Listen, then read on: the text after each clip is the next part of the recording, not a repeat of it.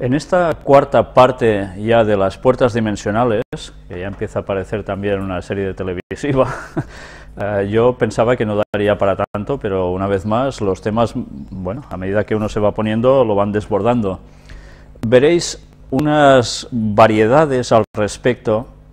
El otro día estuvimos analizando muchos textos bíblicos que nos daban pruebas claras de que sí hay algo más de lo que hasta ahora habíamos pensado en ese conducto al cielo. Y también estuvimos hablando sobre tecnología de Dios. Sé que hay personas que aún dudan, pero ¿Dios necesita de tecnología? Dios no necesita de nada, pero Dios puede usar tecnología, al igual que la tienen, lo vimos, los ángeles de Dios. Entonces, iremos viendo aún más cosas al respecto. Hoy no, sobre esto en concreto.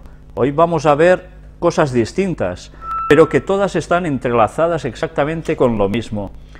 Vamos a pasar al apartado sobre Hollywood. Una vez más, en el cine se nos hablaba de todas estas cosas que ahora nosotros estamos tratando también aquí. Recordemos, en la Guerra de las Galaxias, de hace ya un montón de años, cuando había una imagen que a muchos impactó cuando estaban en el cine viendo esa película. ¿Qué es esta? Cuando dicen hiperespacio y ¡fu! De repente todas las estrellas, vertiginosa, y ellos entran en ese hiperespacio. Bueno, son conceptos que ya ellos estaban transmitiéndonos. Vamos a seguir, porque en la película actual que ha salido hace unos días en los cines sobre los Vengadores, de los cómics Marvel, del cual antes hemos hablado en una anterior conferencia, vamos a ver también que ahora resulta que la trama se desarrolla a partir de una cierta cosa. ¿Y es esto? Una puerta dimensional. En estas escenas, entre estos dos actores, el diálogo que tienen es: el cubo es una entrada al otro extremo del espacio, ¿no? Se entra desde ambos lados. El concepto queda bastante claro. Posteriormente, yo no la he visto, pero me han dicho de que se forma como una espiral que se abre y por allí salen ciertos personajes, ¿no? Incluso me han dicho que un personaje que sale es con dos cuernos, si no he entendido mal. Por tanto, bien, que de un cierto agujero así dimensional salga un cierto personaje así, bastante claro nos queda ya el concepto también de lo que puede pasar, ¿no? Ya estuvimos hablando de que no solo hay un solo camino para ir a Jerusalén y ya no hay más de estas cosas, sino que el diablo también desciende desde otro lugar, junto con sus ángeles caídos, por otros conductos. Vamos, pues, a ver también ahora un vídeo muy sorprendente de un fenómeno que pudo ser filmado en el cielo de Moscú en octubre de 2009. Entremos el vídeo.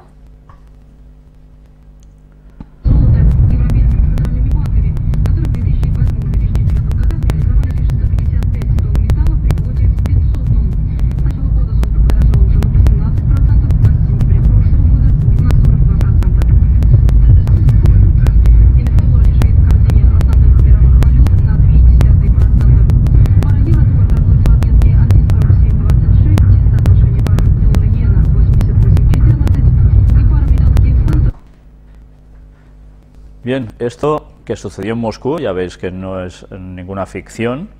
No sabemos si fue por cuestiones de HAARP, el sistema HAARP, o viendo la temática que estamos viendo y tomando la forma que toma, era algo más que eso. Sea como fuere, no es la última cosa extraña que se ha visto en Moscú. Vamos a ver también este otro vídeo, si lo que vamos a ver es o no una puerta dimensional.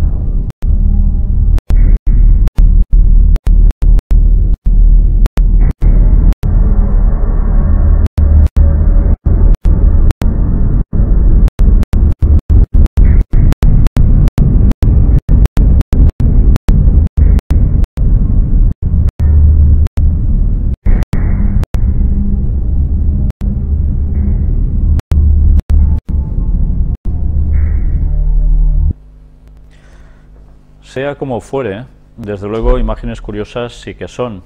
No sabemos si provocadas por el hombre o realmente por el tipo de lo que estamos viendo, cómo sucedían las cosas y cómo se describían incluso bíblicamente, podían llegar a ser así.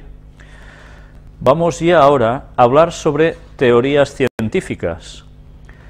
El gran colisionador de hadrones, ¿una puerta dimensional? ¿Sabéis que esto que está en Suiza, del cual se ha hablado tanto porque costó tanto dinero y que si fracasaba y habían pruebas que no iban bien, etcétera, etcétera, mucha gente sacó teorías de que se buscaba algo más con lo que podía suceder en ese lugar? Y mirad qué apareció relacionado con todo esto. Un científico militar superior del Large Hadron Collider dice que la máquina titánica posiblemente puede crear o descubrir fenómenos científicos nunca antes imaginados o desconocidos. Por ejemplo, una dimensión extra. Podría salir algo de esta puerta o podríamos enviar algo a través de ella, dijo Sergio Bertolucci, que es director de investigación y computación científica del CERN, incluida la conferencia de prensa en el CERN a principios de esta semana. Estamos hablando de 6 de noviembre de 2009. Ellos, los científicos que están en estos ámbitos, parece ser que están buscando algo más de lo que está saliendo al conocimiento público normalmente, y ya vemos con qué está o puede estar relacionado.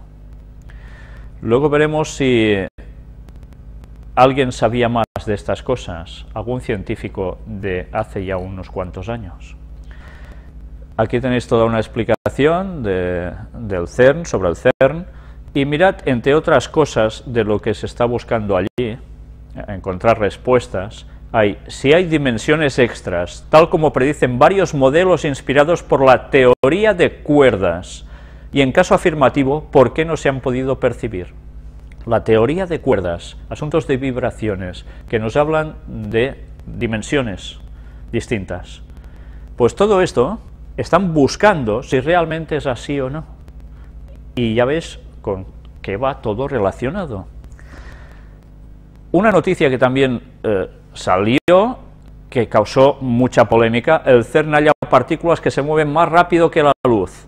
Ya sabéis que esto salió en septiembre de 2011, del año pasado, y luego se echó por tierra diciendo de que las pruebas probablemente habían fallado por alguna causa y tenían que volver a intentar encontrar dónde estaba el fallo, y parece ser que encontraron que había un fallo y que esas partículas en verdad no se han podido encontrar. Pero ellos están trabajando para encontrar partículas que vayan más rápidas que la luz. El CERN, en todo caso, insistió el jueves en que nada era oficial ni concluyente. En el laboratorio de física más grande del mundo se trabaja desde hace años para tratar de averiguar si es posible registrar velocidades superiores a la de la luz. Ellos no están quietos, están con estas cosas. El LHC busca universos paralelos. Los experimentos de física en alta energía pueden demostrar que hay más dimensiones de las que creemos. Qué cosas, ¿eh? Y aquí tenemos cómo nos habla del acelerador de partículas, nos va diciendo, y aquí vemos cómo es por dentro todo esto, es realmente una infraestructura tremenda, pero nos están hablando de esos universos paralelos que ellos están buscando. Ya veis que incluso es conocida como la máquina de Dios. Mirad qué nos pone aquí. Desde hace décadas, los físicos se han quemado las pestañas tratando de determinar si el universo realmente posee las 4 dimensiones de toda la vida, 3 físicas y una temporal, o si existen otras que por su naturaleza no podemos percibir. La teoría de cuerdas, por ejemplo, postula que las partículas de nuestro universo, como los electrones o protones, no son un mero punto sin estructura interna y de dimensión cero, sino una minúscula cuerda que vibra en un espacio-tiempo de más de 4 dimensiones. Sus defensores creen que estas cuerdas no se mueven en el espacio-tiempo ordinario de 4 dimensiones, tipo Kaluza-Klein, sino que lo hacen en 6 dimensiones adicionales, compactadas, dando lugar a un universo de 10 dimensiones, una temporal 3 espaciales normales y 6 minimizadas e indetectables por ahora. Los físicos del CERN que investigan los orígenes del universo esperan que en 2011 puedan obtenerse, gracias al LHC, las primeras pruebas concretas de estas dimensiones ocultas. Bien, de momento estamos en 2012 y no se ha dicho que hayan encontrado nada de esto. ¿Que lo hayan encontrado o no? Bueno, no sé si lo llegaremos a saber nosotros, pero ellos están trabajando en estas cosas. Y quizás con otras que no nos llegan a decir, no lo sabemos. El director general del CERN, Rolf Heuer, tiene la esperanza de que al analizar los datos generados por el acelerador aparezca alguna evidencia de estos, quizás mal llamados, universos paralelos. ¿Cómo podemos saber que una de estas dimensiones ocultas existe realmente? Si los físicos del CERN creen que al analizar los datos del acelerador podrían encontrar rastros de que alguna partícula desaparece durante un brevísimo lapso de tiempo para luego aparecer nuevamente. Si ello ocurre, una de las explicaciones posibles sería que la partícula en cuestión se ha deslizado a alguna de estas 6 dimensiones ocultas para luego volver al universo que todos conocemos. Esto de producirse y probarse su existencia no significa que tengamos ni remotamente la posibilidad de explorar o viajar a estos universos paralelos. Solo habríamos probado que la estructura íntima de la materia es diferente a lo normalmente aceptado, que por supuesto no es poca cosa. Ya veis que son conceptos que a los que no llegamos al mundo del ámbito científico, sobre todo de la física y demás, a veces se nos escapan, pero sí que es cierto que la gente que normalmente está puesta en conocimientos más esotéricos, aunque a veces se crean que no tienen nada que ver lo que ellos piensan al respecto, sí hablan de estas teorías de cuerdas, de estas vibraciones universales, etcétera, etcétera. Ya sabéis que cuando el río suena, y en el plan satánico suena y mucho, puede llevar también su agua, ¿eh? Ya sabéis que Dios hace cosas y Satanás las plagia y luego le da su toque para desvirtuar las cosas de Dios, llevando a la gente al polo que Él quiere. Así sería un viaje a través de un agujero negro. Esto es lo que veríamos si consiguiéramos atravesar uno de estos túneles cósmicos, en lo que el espacio y el tiempo se deforman hasta lo inverosímil. Esta es la recreación de un agujero negro. Vamos primero a pasar una serie de imágenes y luego unos vídeos. No se trata de la interpretación de un artista, sino de una rigurosa simulación realizada con una supercomputadora programada para seguir fielmente las reglas de la relatividad general. El resultado obtenido por el astrofísico Andrew Hamilton de la Universidad de Colorado en Boulder es un vídeo de lo que veríamos si pudiéramos viajar a través de un agujero negro hasta un lugar cualquiera del universo. Un viaje alucinante donde los haya, y muy lejos, por cierto, del alcance de la tecnología actual. De la nuestra. Aquí ya veis una imagen extraída del vídeo. Aquí nos va explicando más cosas al respecto. Todo esto lo podéis ir leyendo en vuestras casas, si podéis ir deteniendo las imágenes para no alargar más. Y aquí tenéis distintas imágenes con distintas explicaciones sobre lo que ha hecho este señor. Aquí veis otra imagen de uno de los vídeos, hay más de uno al respecto. En uno veréis que es corto, otro es más extenso, en uno salen cosas que en el otro no salen, pero no sé si aquí ya percibís algún tipo de estructura en esta esfera negra que veis aquí, con estas particiones en rojo, que os recuerda algo que nosotros ya hemos visto en algún documental que pasamos en la primera parte de esta serie de conferencias. Sigamos viendo más cosas. Bueno, aquí nos dice, supongamos que queremos ir hasta Andrómeda, la vecina más próxima a nuestra galaxia, la Vía Láctea. Andrómeda se encuentra a 2 millones de años luz de distancia de nosotros, lo cual significa que incluso si pudiéramos viajar a la velocidad de la luz, 300.000 kilómetros por segundo, cosa que no podemos hacer, tardaríamos 2 millones de años en llegar. Eso suponiendo que pudiésemos pasar por allí y no nos pasase nada, ¿no? Con nuestra tecnología sería, bueno, a la velocidad de la luz, o sea, una tecnología súper mejorada, pues tardaríamos todo este tiempo. ¿Y el cielo dónde está? Porque si Daniel empezaba a orar y el ángel ya se le da la orden y ya se le planta allí casi al instante, caray, pues vaya solución tienen los ángeles, que nosotros no estamos ni soñando con ello. Pero bien, vamos a seguir. Más imágenes. Sin embargo, la física nos brinda otro modo, por lo menos en teoría, de alcanzar nuestro objetivo. Y ese modo no es otro que meternos de cabeza en un agujero negro, un lugar donde el espacio y el tiempo se deforman hasta lo inverosímil para salir después por el otro extremo y emerger de un agujero blanco justo en el destino elegido. Ya veis qué conceptos, ¿eh? Ahora, gracias a los esfuerzos de Hamilton, y aunque tal viaje no es posible con los medios actuales, podemos hacer una idea bastante precisa de lo que veríamos si realmente pudiéramos atravesar uno de esos túneles espacio-temporales. Por supuesto, si nos zambulliéramos de pie en un agujero negro de verdad, nuestro cuerpo empezaría a estirarse como un espagueti, ya que la enorme gravedad tiraría de nuestros pies mucho más fuerte que de nuestra cabeza. O sea que quedaríamos hecho un churro. Más imágenes. Y eso sí, antes no quedamos vaporizados por los chorros energéticos que emanan del agujero, pero Hamilton en su visualización da por hecho que el viajero está dotado de superpoderes y que sobrevivirá tranquilamente a la experiencia, porque es que si no, claro, no saldría la cosa. Y aquí tenéis la imagen de todo el universo. Lo primero que hay que hacer, pues, es dejarse atrapar por el agujero negro. La gravedad nos atraerá hacia él sin remedio hasta hacernos cruzar el horizonte de sucesos, el punto de no retorno, y a partir del cual nada, ni siquiera la luz, puede dar marcha atrás.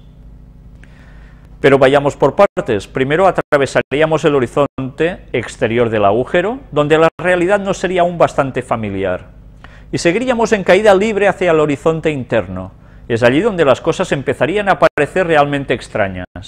Lo primero que veríamos sería un estallido luminoso, procedente del mundo exterior. Una luz infinitamente energética y que contendría una imagen de la historia completa de todo el universo. Son teorías.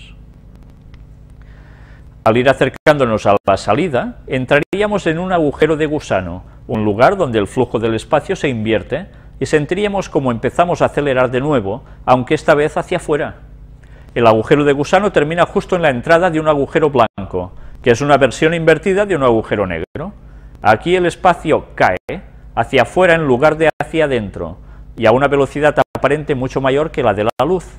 Es el momento en que se produce otro destello de radiación, un flash luminoso que esta vez contiene la imagen de todo el futuro del universo. Qué conceptos, ¿eh? A medida que nos movemos a través del agujero blanco, nos vamos aproximando a su horizonte exterior. Cuando lo alcanzamos se produce un tercer destello, pero esta vez lo que aparece es un nuevo universo, en una imagen que contiene la totalidad de su pasado. Si miramos a través del agujero blanco del que acabamos de salir, podremos ver la imagen del antiguo universo. En otras palabras, en nuestro viaje habríamos roto dos barreras, la del espacio y la del tiempo. Por eso, a nuestra espalda podríamos ver aún el universo original del que procedemos, y delante un universo nuevo, réplica del anterior, pero con nosotros en Andrómeda, a 2 millones de años luz de nuestro punto de partida. Y ahora vamos a ver dos vídeos consecutivos en los cuales precisamente mostramos estas imágenes y otras de un viaje a través de agujero negro.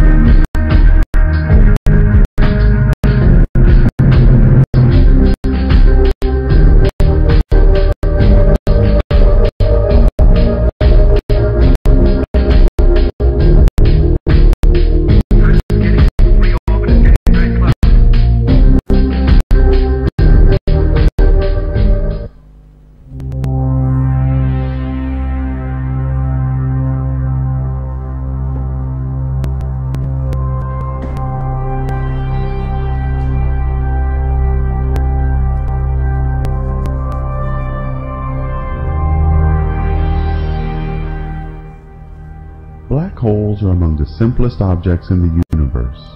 They are simpler than stars, much simpler than planets, and vastly simpler than human beings.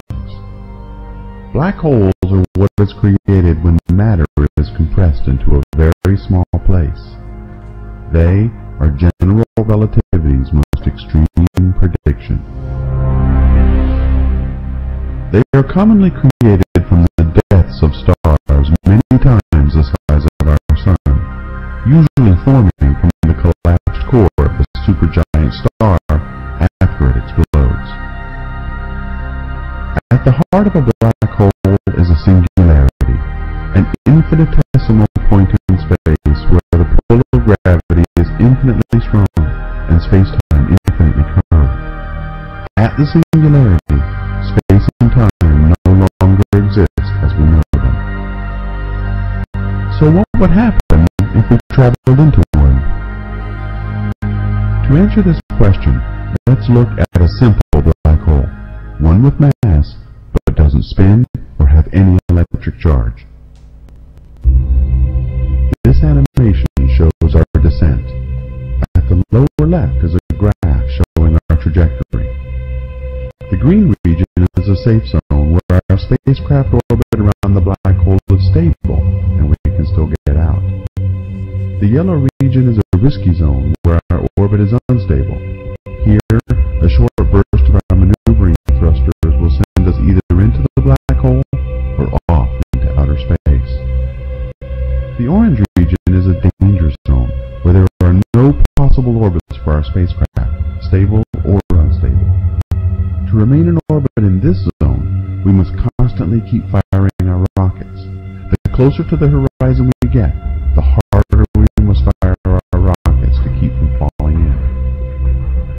The red line is the horizon. From here, there is no escape. At the bottom right of the animation is a clock, which records the time left until we arrive at the central singularity. The clock records our proper time, the time we experience, the time on our wristwatch. In this animation, the clock slows down, not because time is slowing down, but because it is more interesting to run the movie slower nearer the singularity, so that we can see more clearly what happens there. As we begin our approach, we can immediately see the distortion of light around the edges of the black hole. This is the gravity well bending light, lensing the light from the background stars into long circular arcs. The event horizon is depicted as a red grid. This marks the boundary beyond which nothing can escape, not even light. Notice that we can see both the north and the south poles of the black hole simultaneously. Since the black hole bends light around it, we can see all around and into the back of the black hole at the same time we see the front. This horizon is called the Schwarzschild radius.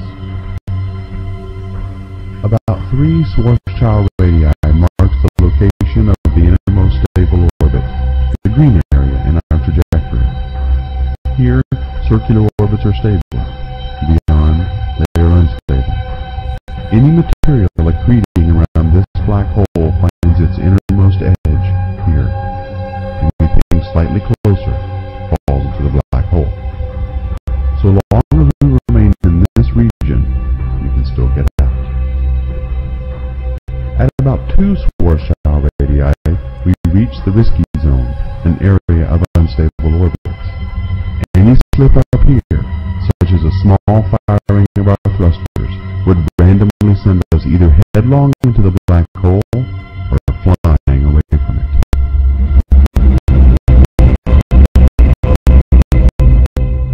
Also in this region, we arrive at a special location known as the photon sphere, the distance where light rays can remain in orbit. This is the closest to the black hole that anything can get and remain in orbit.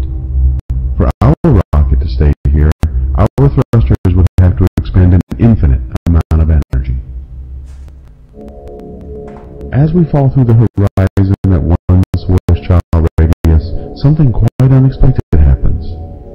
instead of falling through the red grid that marks the horizon, it stands off ahead of us. The horizon splits into two distinct entities, the horizon and the anti-horizon. Light from both of them hit us as we pass. The true horizon becomes visible only after we have fallen through. The anti-horizon continues to remain ahead of us, and we never fall through it. It is a common misconception that if you fall inside the horizon of a black hole, you will be engulfed in blackness. What happens instead, the universe appears brighter and brighter as you approach the horizon, tending to infinite brightness at the horizon. By this time in our journey, however, none of us would be able to sense any of this. Once inside, space is falling faster than light, carrying us inexorably inward. Here, we are now at point 8 Schwarzschild radii. As we fall, in a typical-sized black hole such as ours, the tidal forces are weak enough that we can fall deep inside the horizon before we are torn apart. The gravity at our feet is stronger than the gravity at our heads. We feel this difference as a tidal force, which pulls us apart vertically. At the same time, we are crushed in the horizontal direction, like a rubber band being pulled. Finally, as we approach the singularity and we look up one last time, we see that the intense gravity of the black hole has concentrated the view of the outside universe into a thin band around our waist. The views above and below are dim and red-shifted, while the view around our waist is bright and blue-shifted. We never actually get to see the center of the black hole because all light is rushing towards it and none away from it.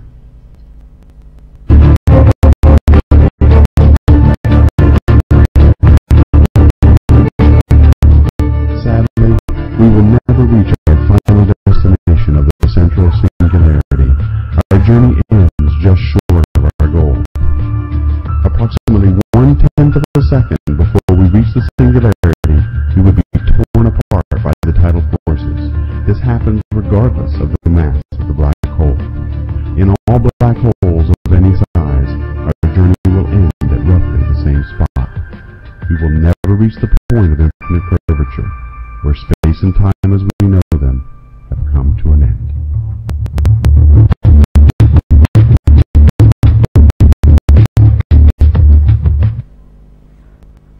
Lo interesante de este vídeo que hemos puesto, bueno, aquí están dando toda una explicación del funcionamiento. Lo interesante era, sobre todo, que os dieseis cuenta de esas imágenes. Cuando entraban en el agujero negro, se veían las imágenes en rojo que hacían un cierto tipo de dibujo. Si recordáis el primer vídeo que pasamos en la primera tanda de esta serie sobre puertas dimensionales, vimos como precisamente se mostraban un tipo de energías que movían todo el universo y que se reflejaban en muchas cosas distintas, ¿no? Pues si os habéis fijado, el funcionamiento más o menos, el esquema, seguía siendo el mismo. Y el señor que dijo eso por primera vez cuando que nosotros mostramos el documental, el protagonista, por decirlo de algún modo, del relato, dice que él lo vio en una visión yendo en autobús, lo recordáis, ¿no? Ahora vamos a entrar precisamente a ver un poco la visión de algunas cosas de las que hemos mostrado hasta ahora, pero del lado oscuro, entendedme, de las cosas que no provienen de Dios, sino del enemigo. Primero veamos un texto bíblico, Génesis capítulo 3, versículo 13, y esto sí que viene de Dios, para delatar ya las cosas desde un principio. Entonces Jehová Dios dijo a la mujer, ¿qué es lo que has hecho? Y dijo la mujer, la serpiente me engañó y comí. La serpiente me engañó y comí. Y el versículo 15 nos dice, Dios le refiere estas palabras, y pondré enemistad entre ti y la mujer, y entre tu simiente y la simiente suya. Esta te herirá en la cabeza, y tú le herirás en el calcañar. ¿A quién se está refiriendo diciendo esto? ¿Quién era esta serpiente? Pues era un animal. Pero, ¿quién habló a través, utilizando una serpiente? La primera posesión demoníaca de la historia que hizo sucumbir a la humanidad, haciéndola entrar en rebelión contra Dios, en pecado, fue Satanás introduciéndose en el cuerpo de esa serpiente, de ese reptil, y a partir de allí, después ya vemos la sentencia divina hablando contra esa serpiente, pero no refiriéndose solo a la serpiente, sino a Satanás, a quien tuvo posesión de ese cuerpo, que habría una enemistad entre esa serpiente y su simiente, o sea, los que seguirían las cosas de Satanás, y entre la mujer y la simiente suya, que terminaría siendo la humanidad en general, pero especialmente alguien que saldría de esa simiente, que llegaría a ser el Mesías, Jesús. Aquí ya nos está denotando que el primer enemigo de la humanidad y que sigue estando detrás de grandes cosas que aún veremos después de todo esto, y de esa primera visión que tuvo ese señor para entender ciertos mecanismos del universo, etcétera, etcétera, y que culturas antiguas ya comprendían, según vimos, está reflejado en la serpiente, en el reptil. ¿Por qué os digo esto? Porque la lucha entre el bien y el mal existió desde prácticamente el origen de la humanidad aquí en la tierra, pero ya estaba antes en el cielo. ¿Satanás era un reptil? ¿Lucifer era un reptil? ¿Tenía cabeza de serpiente o algo parecido a eso? No. Pero en cambio, al tomar posesión del cuerpo de la serpiente, la simbología de Satanás pasa a ser la serpiente. Por eso todas las culturas ancestrales adoraban a serpientes, pero adoraban también a dragones. En el versículo 14, que aquí no aparece, es cuando le dice a la serpiente Dios, que la maldice, y que a partir de entonces se arrastraría. ¿Por qué? Porque antes volaba la serpiente. ¿Y por qué entonces ahora entenderemos cómo las culturas como China adoran al dragón? Porque es lo mismo que la serpiente antigua que antes volaba. Y es la adoración a Satanás. Y todas las culturas, como las de Latinoamérica, de los indios y demás, adoraban a una serpiente emplumada. Es todo la cultura mundial desde hace 6.000 años de la simiente de la serpiente. Los que han seguido a Satanás, que no han querido ser pueblo de Dios, y que siempre han participado de cosas satánicas y de conceptos muy ciertos, ocultos para el resto de la población que ellos conocían. De allí, tantas sociedades secretas con conceptos antiguos, que verdaderamente no todos están equivocados y que a nosotros nos desbordan por conocimientos, pero que evidentemente esos conocimientos no siempre han sido dados por Dios. No es que Dios prive de conocimientos a su pueblo, ya se los va dando, pero Satanás los ha querido filtrar rápidamente a la gente desde tiempos inmemoriales y aún ahora, para llevar a cabo sus propósitos y desviar de las cosas que Dios sabe, ha hecho y conoce, justo en el punto culminante, para que las personas que encuentran cosas sorprendentes, y que pueden ser muy ciertas, se desvíen justo en el punto justo, para apartarse de Dios e ir al lado oscuro. Ahora que ya vemos quién está detrás de esos famosos reptilianos que dicen que vienen en platillos voladores a nuestra tierra y que han sido dioses también sumerios, etcétera, etcétera, quien estaba en verdad era la representación de Satanás. Y cómo no, sus ángeles caídos que participan de lo mismo. Por tanto, miremos como una vez más, ya en sus orígenes, Satanás empezó a desvirtuar las cosas de Dios, pero quedó en conceptos y en simbologías lo que Satanás quería introducir al pueblo. Y la serpiente sigue estando como símbolo de adoración en todos estos lugares, o el dragón. Vamos a ver precisamente en este lado oscuro una interpretación que se da del sueño, de la visión nocturna de la escalera de Jacob. ¿Sabéis? Cuando Jacob, lo presentamos ya aquí, va a Betel y empieza a ver esa escalera que llega hasta el cielo, con su base puesta en el suelo, y que los ángeles de Dios suben y descienden por esa escalera. Y él dice, casa de Dios, puerta del cielo.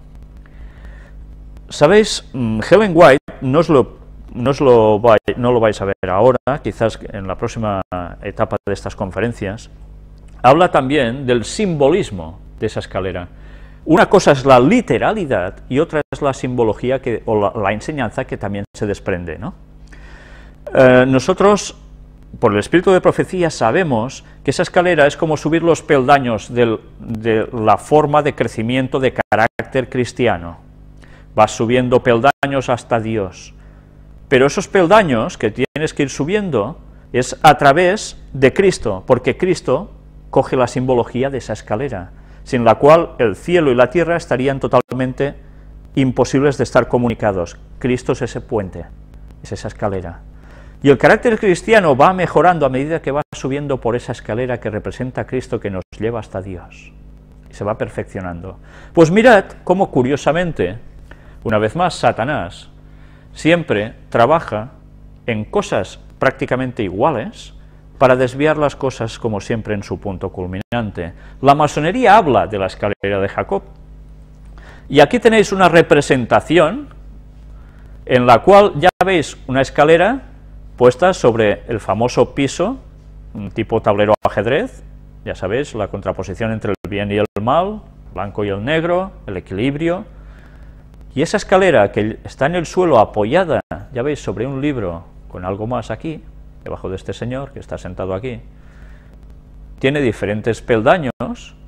Aquí vemos a esta señora a mitad de escalera con una llave, y va subiendo hasta arriba, que hay este otro personaje, y arriba de todo, ya veis qué conceptos tan celestiales. Pues vamos a ver qué nos dicen en la masonería sobre estos conceptos. Bueno, hay más símbolos por aquí, ahora no entraremos en ellos. La escalera de Jacob es el emblema de las virtudes y de las cualidades espirituales del alma.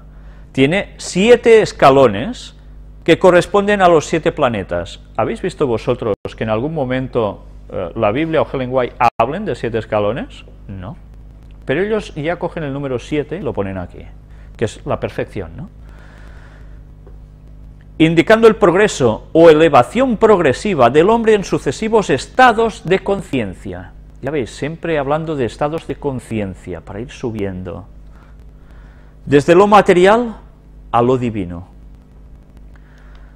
Los estados o condiciones de la conciencia, así como los pensamientos, se elevan hacia el cielo como aspiraciones y se manifiestan en nosotros como inspiraciones. Estos son los ángeles y arcángeles de Dios. Anda, qué explicaciones. Mensajeros o expresiones de lo divino, que suben y bajan por la escalera, que son realmente, según la expresión de Jacob, casa de Dios y puerta del cielo. Mirad cómo están mezclando conceptos, ¿eh? La misma Torre de Babel surgió con un propósito análogo, como lo indica su nombre, que también significa puerta de Dios. ¿Os dais cuenta de lo que os mostré en la anterior conferencia? Satanás plagiando lo de Dios. Babel era algo más que una simple torre para huir de un posible diluvio, porque ellos buscaban también eso. Los 7 peldaños o puertas de la escalera se consideran, respectivamente, formados de plomo, cobre, hierro, estaño, amalgamas, plata y oro, correspondiendo a los 7 planetas que dominan sobre estos metales y a las virtudes de la prudencia, templanza, fortaleza, justicia, fe, esperanza y caridad. Jacob salió de Beerseba y fue a Harán. Llegando a cierto lugar, se dispuso a hacer noche allí porque ya se había puesto el sol. Tomó una de las piedras del lugar, se la puso por cabezal y acostóse en aquel lugar. Y tuvo un sueño, soñó con una escalera apoyada en tierra y cuya cima tocaba los cielos. Y aquí que los ángeles subían y bajaban por ella, y vio que Jehová estaba sobre ella, y que le dijo, yo soy Yahvé, el Dios de tu padre Abraham y el Dios de Isaac. Despertó Jacob de su sueño y dijo, así pues, está Yahvé en este lugar, y yo no lo sabía. Y asustado dijo, qué temible es este lugar, esto no es otra cosa, sino la casa de Dios y la puerta del cielo. Mirad, están utilizando los textos bíblicos que nosotros también estuvimos utilizando. Levantóse Jacob de madrugada y tomando la piedra que se había puesto por cabezal, la erigió como estela y derramó aceite sobre ella, y llamó a aquel lugar Betel, aunque el nombre primitivo de la ciudad era Luz.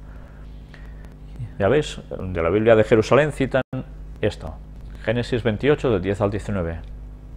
Consideremos dentro del simbolismo esotérico de la escalera de Jacob que los ángeles representan propiamente los estados superiores del ser. La escala debe considerarse como apoyada en tierra por su parte inferior, lo cual significa que para nosotros, nuestro mundo mismo es el soporte a partir del cual debe efectuarse el ascenso. Bueno, dicen cosas que sí y cosas que ya son un poco distintas. Recordemos la última parte del sueño de Jacob. Despertó Jacob de su sueño y dijo, así pues está Yahvé en este lugar, y yo no lo sabía. Y asustado dijo, qué temible es este lugar, esto no es otra cosa sino la casa de Dios y la puerta del cielo. Levantóse Jacob de madrugada y tomando la piedra que se había puesto por cabeza, la erigió como estela y derramó aceite sobre ella, y llamó a aquel lugar Betel, aunque el nombre primitivo de la ciudad era Luz. La palabra griega omphalos significa ombligo, pero designa también de una manera general todo lo que es centro. El símbolo del omphalos podía ser emplazado en un lugar que era simplemente el centro de una región determinada, centro espiritual. Por otro lado, más bien que centro geográfico, aunque los dos hayan podido coincidir en ciertos casos, pero si ello es así, es porque tal punto era verdaderamente, para el pueblo que habitaba la región considerada, la imagen visible del centro del mundo. Estad atentos, porque lo que estáis viendo es una interpretación cabalística, y en estos casos no siempre va equivocada, y a veces, dicen cosas que nosotros ni pensamos y que son ciertas, pero se mezcla siempre con algo que no es correcto. Pero lo que está diciendo aquí es cierto, eso es así. La representación material del omphalos será generalmente una piedra sagrada, lo que a menudo se llama betilo, y esta última palabra no parece ser otra cosa que la hebrea Beit-El, casa de Dios. Y tuvo un sueño, soñó con una escalera apoyada en tierra y cuya cima tocaba los cielos, y aquí que los ángeles subían y bajaban por ella, y vio que Jehová estaba sobre ella y que le dijo, yo soy Yahvé, el Dios de tu padre Abraham y el Dios de Isaac. La idea de la escala debemos entenderla en tanto se efectúa un perpetuo movimiento ascendente y descendente. Permitir que tal movimiento se realice es, en efecto, el destino esencial de la escala. La escala sugiere algunas observaciones. Sus dos travesaños verticales corresponden a la dualidad del árbol de la ciencia, o en la cábala hebrea, a las dos columnas, la de la derecha y la de la izquierda del árbol sefirótico. ¿Os dais cuenta cómo ahora van más allá ellos? Ya empiezan a coger la simbología y la aplican de un modo cabalístico, con el árbol sefirótico, etcétera, etcétera. Aquí entramos en cosas satánicas, de modo súper sutil. Árbol de la ciencia, ya sabéis, quien transmitió el conocimiento para ellos, ¿quién era el portador de luz? Lucifer, no Dios. Ya sabemos que Lucifer significaba portador de luz, pero para ellos sigue siendo el portador de luz, no Dios. Lucifer dejó ya de poderse llamar Lucifer, ahora es Satanás, adversario, diablo, serpiente antigua. Se ve que la escala ofrece así un simbolismo muy completo, podría decirse como un puente vertical que se eleva a través de todos los mundos y permite recorrer toda su jerarquía pasando de peldaño en peldaño, y a la vez los peldaños son los mundos mismos, es decir, los diferentes niveles o grados de la existencia universal. Realicemos un breve resumen con los principales elementos simbólicos que pueden develarse en torno a la escalera de Jacob. La escalera de Jacob es el emblema de las virtudes y de las cualidades espirituales del alma.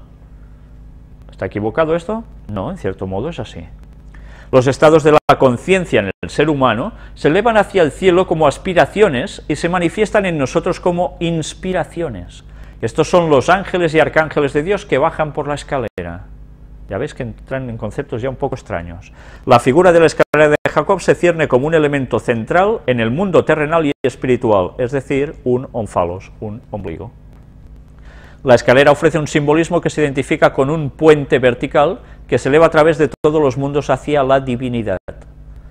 El sentido del ascenso y de cada paso dado a través de la escalera de Jacob tiene relación con los estados superiores de evolución y además a diferentes grados de iniciación.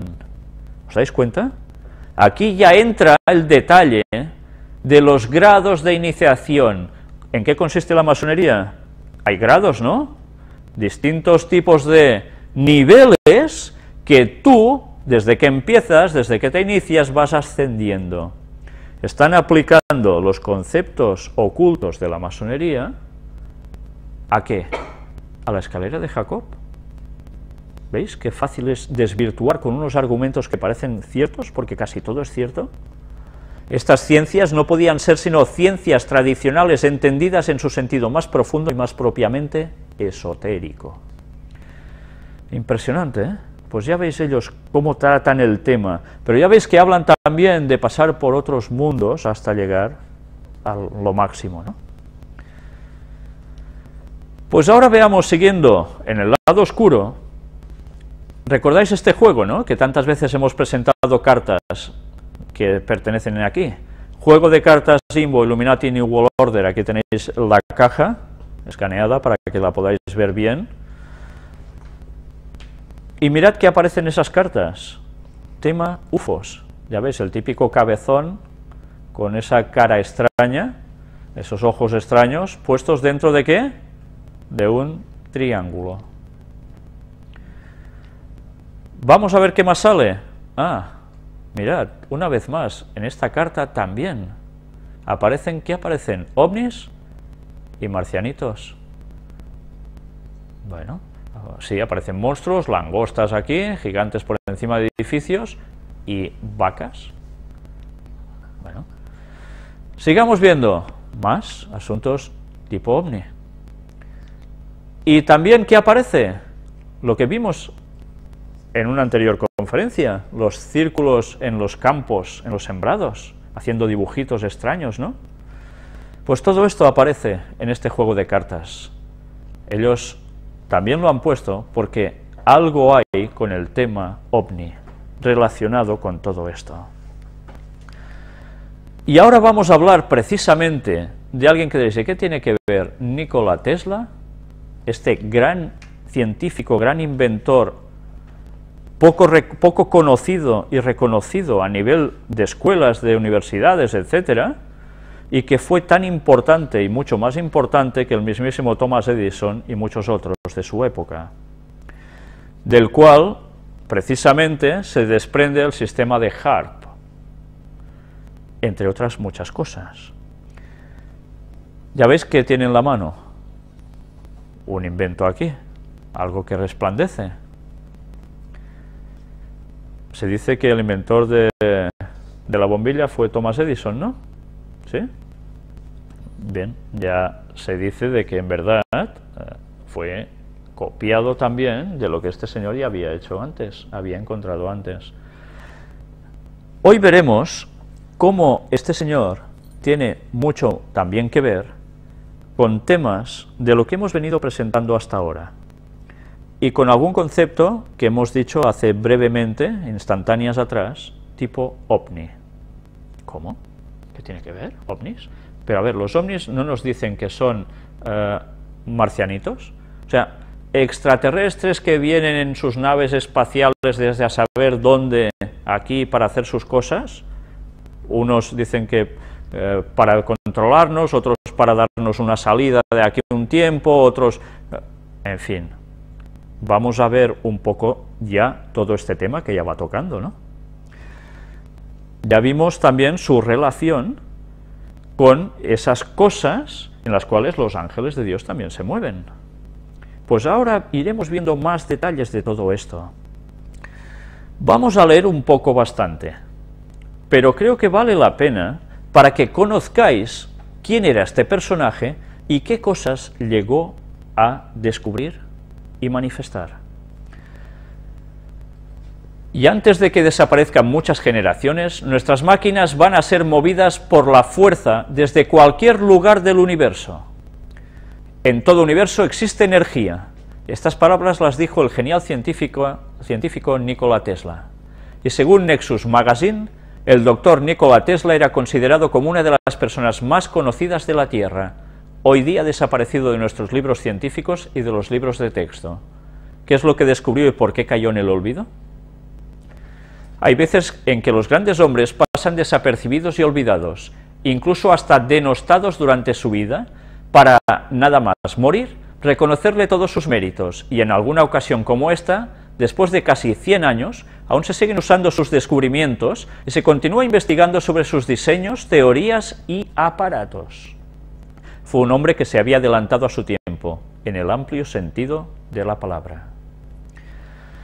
Estad atentos a lo que vais a ver, porque verdaderamente no tiene desperdicio. Nikola Tesla nació el 9 de julio de 1856 en Smiljan, Croacia, que por aquel entonces formaba parte del Imperio Austrohúngaro. Su padre abandonó la carrera militar para convertirse en sacerdote de la Iglesia Ortodoxa Serbia. Su madre, aunque no recibió educación formal alguna, era brillante y tenía una memoria excepcional. Tesla siempre decía que su madre era la fuente de sus capacidades intelectuales. No obstante, la temprana muerte accidental de su hermano lo dejó marcado para toda su vida. Atención a este detalle, marcado para toda su vida la muerte de su hermano. Cuando él, ya veis, era relativamente joven, ya que se consideraba culpable de ese accidente. Y con esa culpa cargó hasta el día de su muerte. Nikola Tesla fue, sin ninguna duda, el más grande genio del siglo XIX y XX. Nuestro estilo de vida ahora, la tecnología que damos por normal, todo es posible por este hombre increíble. No obstante, a pesar de todas sus contribuciones a la ciencia, su nombre es poco recordado fuera del campo de la física. De hecho, Thomas Edison es a menudo erróneamente acreditado en los libros de texto con invenciones que fueron realmente desarrolladas y patentadas por Tesla. Y de él no se habla. La mayoría de los eruditos reconocen que la oscuridad en torno a Tesla es parcialmente debida a sus maneras excéntricas y a sus fantásticas afirmaciones, durante los años decadentes de su vida, de comunicarse con otros planetas y sobre sus rayos mortales. ¿Qué está diciendo? ¿Comunicarse con otros planetas y rayos mortales? Es ahora sabido que muchos de estos fantásticos inventos de Tesla son científicamente válidos y funcionales. Simplemente le ha tomado a la humanidad mucho tiempo ponerse al día con algunas de las asombrosas ideas de un hombre que murió en 1943, en plena Guerra Mundial, la Segunda. Es conocido que Tesla sufrió problemas financieros en su vida adulta. Por esto Tesla tenía que mudarse continuamente al no poder costearse sus viviendas. Quiero deciros de que Tesla estuvo también ayudado, financiado por un señor conocido, muy conocido, llamado J.P. Morgan. Y que llega un momento en que este hombre le retira todo su apoyo, porque este señor descubrió tipos de energía, de electricidad además, que se podía transferir ya no por cables. Y precisamente J.P. Morgan era el dueño del cobre. Y claro, pues dijo, pues aquí te quedas, muchacho. Y empezaron a pasarle cosas extrañas a este señor, hasta el punto en que toda su documentación fue robada, etcétera, etcétera. Vamos a ir viendo si J.P. Morgan, precisamente hemos visto que del lado de Dios no se puede decir que estuviera, vamos a ver si este señor sí. Iremos viendo cosas. Es conocido que Tesla sufrió problemas financieros en su vida adulta. Por esto Tesla tenía que mudarse continuamente al no poder costearse sus viviendas. El Hotel Waldorf Astoria en Nueva York fue la residencia de Tesla durante 20 años y tuvo que mudarse en 1920 al no poder costearlo más. Recordad que del Waldorf Astoria nosotros también estuvimos hablando en las conferencias, porque iba asociado a cierta familia vinculada también a cierto grupo de poder mundial. Luego se mudó al Hotel San Regis pero de nuevo fue forzado a desocuparlo debido a la carencia de apoyo financiero. Forzado a mudarse de hotel en hotel, a menudo dejó baúles con documentos como garantía por sus deudas.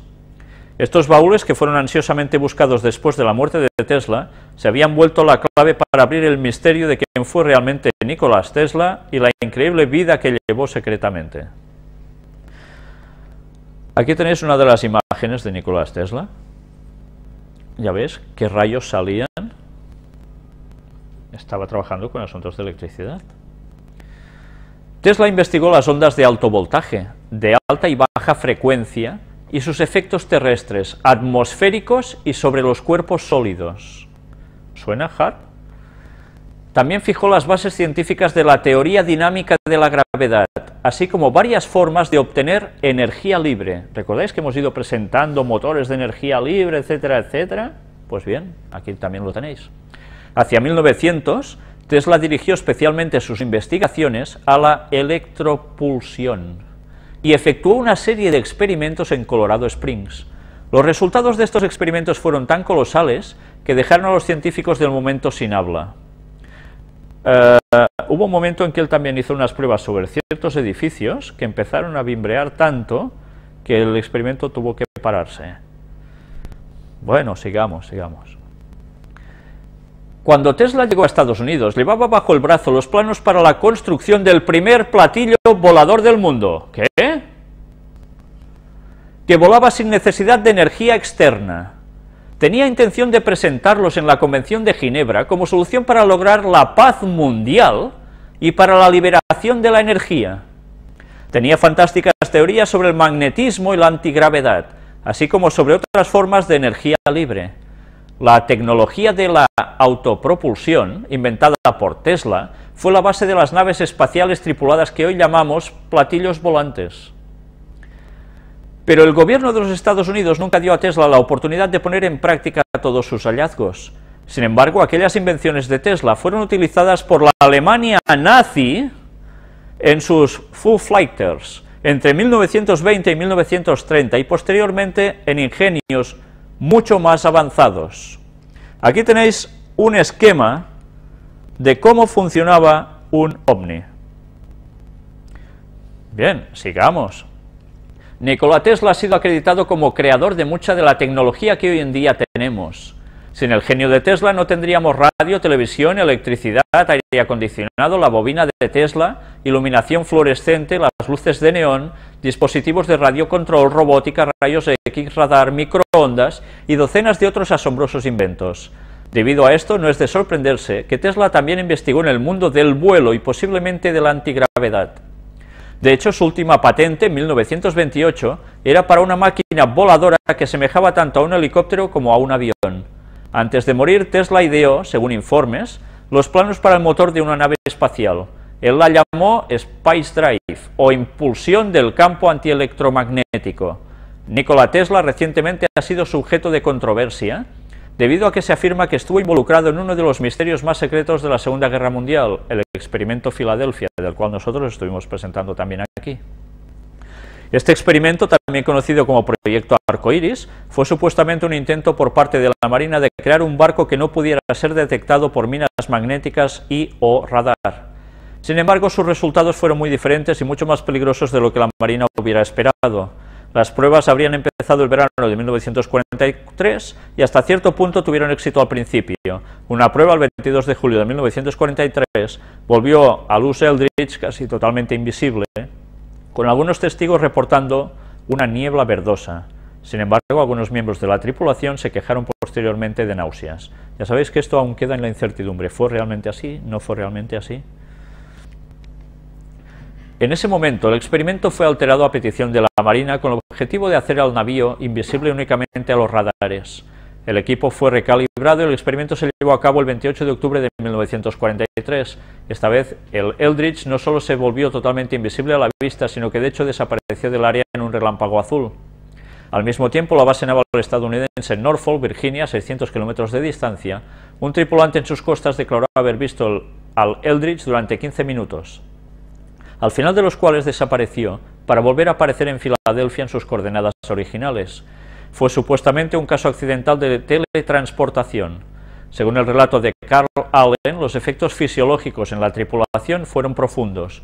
Mareos muy violentos, personal que desapareció por completo, otros que simplemente se volvieron locos o padecieron esquizofrenia severa. Y lo más terrorífico fue el hallazgo de 5 miembros de la tripulación fundidos completamente con la estructura de metal de la proa del buque, mientras otros tantos sufrieron desmaterializaciones de algunas partes de sus cuerpos. Supuestamente los oficiales navales, horrorizados, cancelaron el experimento inmediatamente. Los supervivientes nunca fueron los mismos y permanecieron en una suerte de amnesia total. Ya os digo que esto queda como aún no pudiendo ser demostrado, ¿vale? Han habido cartas del señor que fue testimonio de todo esto, etcétera, etcétera, pero no se ha podido comprobar, o al menos, si es cierto, queda así también como si no fuera cierto, no lo sabemos. Otro invento basado en las teorías de Nikola Tesla es el High Frequency Active Auroral Research Program, o HAARP, que todos conocemos, Programa de Investigación de Aurora Activa de Alta Frecuencia. Es un programa ionosférico financiado por la Fuerza Aérea y la Marina de los Estados Unidos. ¿Qué os suena? La defensa, el avance, ¿cómo sería la traducción? Agencia para proyecto de la recerca, ¿cómo es la recerca en castellano? La búsqueda, o sí, de avances para la defensa, ¿no? DARPA, ¿os suena DARPA? Hemos ido mostrando también unos robots hechos por DARPA, ¿lo recordáis, no? Y la Universidad de Alaska. Su objetivo es estudiar las propiedades de la ionosfera y potenciar los avances tecnológicos que permitan mejorar su capacidad para favorecer las radiocomunicaciones y los sistemas de vigilancia, tales como la detección de misiles. El programa HAARP fue objeto de controversia a mediados de los años 1990 debido a la hipótesis de que las antenas de la estación podrían usarse como armamento. En agosto de 2002, la tecnología HAARP tuvo una mención como tema crítico en la Duma, Parlamento de Rusia. La Duma elaboró un comunicado de prensa sobre el programa HAARP, escrito por los Comités de Defensa y Asuntos Internacionales, firmado por 90 representantes y presentado al entonces presidente Vladimir Putin, que ahora vuelve a serlo. El comunicado de prensa indicaba lo siguiente: los Estados Unidos están creando nuevas armas integrales de carácter geofísico que puede influir en la troposfera con ondas de radio de baja frecuencia. La importancia de este salto cualitativo es comparable a la transición de las armas blancas a las armas de fuego, o de las armas convencionales a las armas nucleares. Este nuevo tipo de armas difiere de las de cualquier otro tipo conocido en que la troposfera y sus componentes se convierten en objetos sobre los cuales se puede influir. Cambio climático también, ¿eh? Armas geofísicas, que estuvimos hablando hace ya muchas conferencias sobre eso, en la cuarta, si no recuerdo mal. O sea, hace 76 conferencias ya de eso. Este proyecto ha sido ampliamente criticado y tema de numerosas teorías de conspiración, acusado de ocultar su verdadero propósito. ¿Recordáis cómo también se acusa, pues, de eso, de actuar creando terremotos, ¿no? Y en una profundidad, etcétera, etcétera. El periodista Sharon Weinberger llamó al HAARP el Moby Dick de las conspiraciones. El informático David Neidich denominó a este como un imán de teorías, ya que ha sido culpado por accionar catástrofes tales como inundaciones, sequías, huracanes, tormentas y terremotos devastadores en Afganistán y las Filipinas, dirigidos, según se dice, a combatir a terroristas. Neidich también los acusó de diversos acontecimientos, incluyendo los fallos eléctricos importantes del avión de la TWA, vuelo 800, o el síndrome del Golfo, entre otros. Hasta el momento, en ningún lugar en que se apoyen las teorías de la conspiración se ha mostrado cómo sería posible que las ondas de radiofrecuencia producidas por el HAARP puedan provocar efectos tales como terremotos. En agosto de 2010, varios físicos rusos acusaron a Estados Unidos de estar tras la intensa ola de calor rusa que originó numerosos incendios y duplicó la mortalidad. Recordáis que estuvimos hablando de ellos. Afirmaban que el proyecto HAARP no es solo un medio de investigación, sino una potente arma que modifica el campo eléctrico y provoca cambios climáticos a nivel mundial. No se sabe a ciencia cierta si Tesla usó alguna vez su rayo de la muerte, o si tuvo éxito construyendo uno.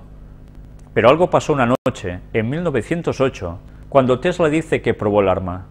El 30 de junio de 1908, una explosión de gran magnitud había devastado Tunguska, un área remota en el desierto siberiano. Se habían destruido 500.000 acres de tierra de un modo instantáneo. Con una potencia equivalente a 10 a 15 megatones de TNT, la casualidad quiso que Tunguska haya sido la explosión más poderosa que ha ocurrido en la historia humana, ya que incluso las detonaciones termonucleares posteriores no la han superado. ¿Habéis visto imágenes, ¿no?, de esta explosión? La explosión pudo ser oída a una distancia de 620 millas. Los científicos creen que fue causada por o un meteorito o un fragmento de un cometa, aunque no se encontraron ni el lugar del impacto ni restos de mineral de dicho objeto. Nikola Tesla tenía una explicación diferente.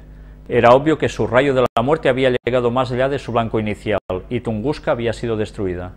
Él estaba agradecido al hecho de que la explosión milagrosamente no mató a ninguna persona. Tesla desmanteló el rayo de muerte enseguida, ya que juzgaba que era demasiado peligroso para existir. 6 años después, con la Primera Guerra Mundial, Tesla recapacitó y escribió al presidente Wilson, revelándole su prueba con el rayo de la muerte de modo confidencial. Él se ofreció a reconstruir el arma para el Departamento de Guerra, para que fuese usado puramente como un elemento disuasivo.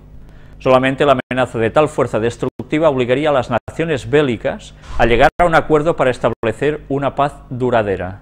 La única contestación a la propuesta de Tesla fue una carta de reconocimiento de la Secretaría del Presidente. Se supone que el rayo de la muerte nunca fue reconstruido. Aquí ya veis desde dónde se empezó con el rayo y dónde afectó.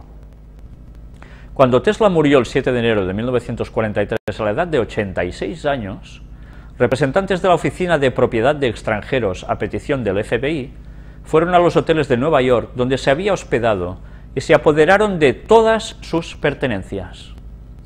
2 camiones llenos de documentos, muebles y artefactos fueron enviados a la compañía de bodegas y almacenamiento de Manhattan. Después de la muerte de Tesla, se dictó un plan del gobierno de los Estados Unidos para encontrar todos sus documentos, notas e investigaciones antes de que otras potencias extranjeras pudieran encontrarlos. Era conocido por el FBI que la inteligencia alemana ya se había apoderado de una gran cantidad de las investigaciones de Tesla varios años antes de su muerte. El material robado, se piensa, eventualmente resultaría en el desarrollo de los platillos voladores de los nazis.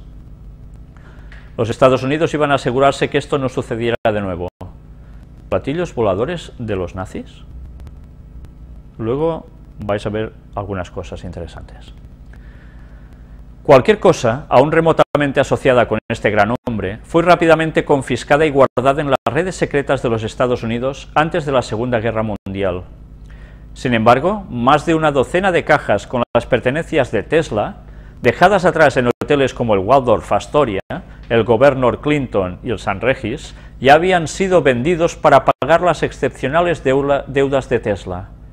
La mayor parte de estas cajas y los secretos que contenían nunca han sido encontrados.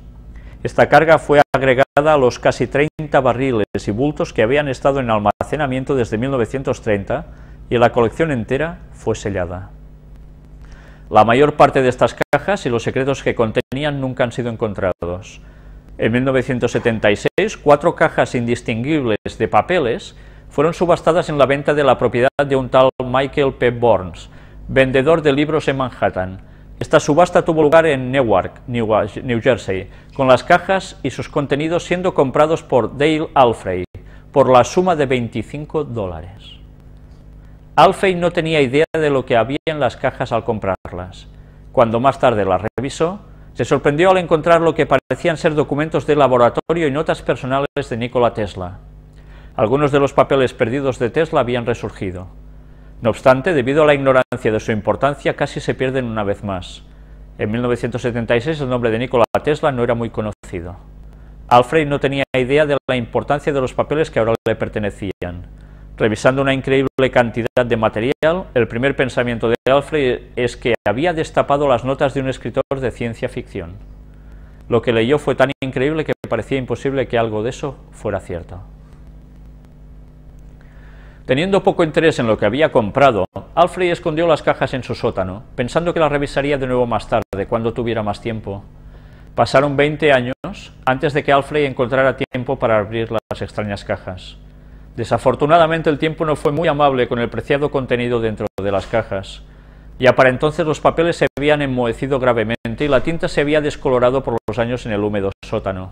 Alfred estaba determinado a no dejar desaparecer para siempre este material y comenzó el laborioso esfuerzo de tratar de transcribir la información antes que fuera demasiado tarde. Sin embargo, Alfred pronto se encontró capturado en la lectura de los notables papeles. Las notas de Tesla eran sorprendentes por sus revelaciones de la vida secreta del científico, una vida que hasta ese momento nunca había sido mencionada por Tesla o documentada por sus biógrafos. Estos diarios perdidos revelaban que en 1899, mientras estaba en Colorado Springs, Tesla interceptó comunicaciones de seres extraterrestres que secretamente estaban controlando la humanidad. ¿Qué? Él dice esto. ¿Era mentira? ¿O verdaderamente interceptó comunicaciones de seres extraterrestres? Cuidado, ser extraterrestre no quiere decir venir de un planeta lejano a darse una vueltecilla por aquí. ¿Quién es extraterrestre? ¿Dios? Sí. ¿Y quién más?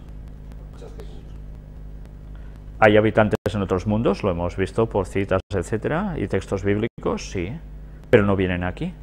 Entonces, ¿estas comunicaciones?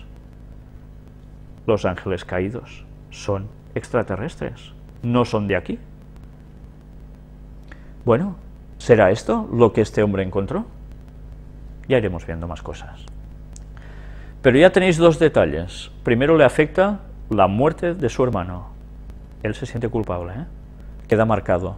Luego, además de estos descubrimientos que él hace, científicos, comunicaciones de seres extraterrestres. Vamos a ver más cosas. Pero ya veis que dicen que estaban controlando la humanidad.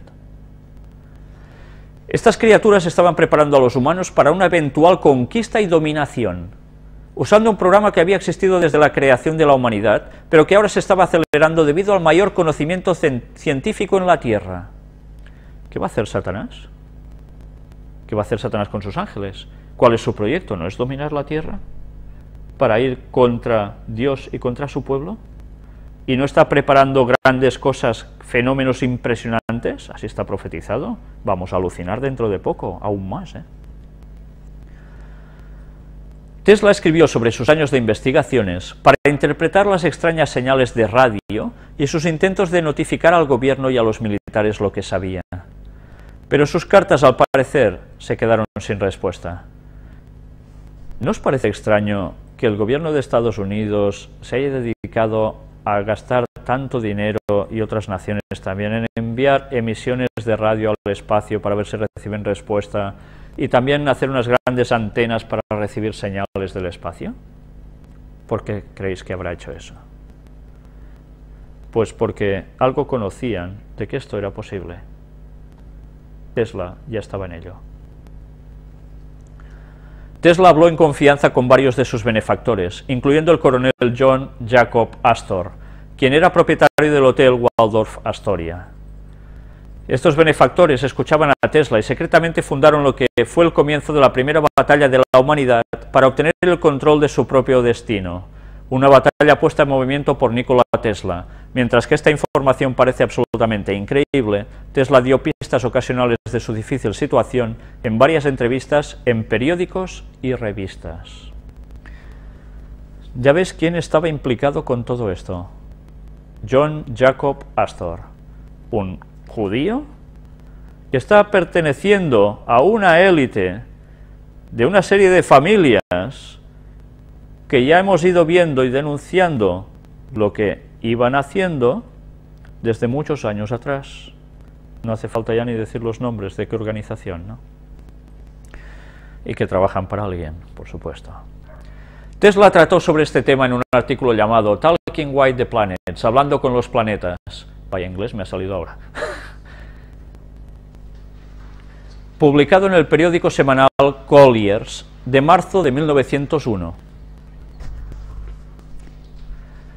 Cuando yo estaba mejorando mis máquinas para la producción de intensas señales eléctricas, también perfeccionaba los medios para observar señales débiles.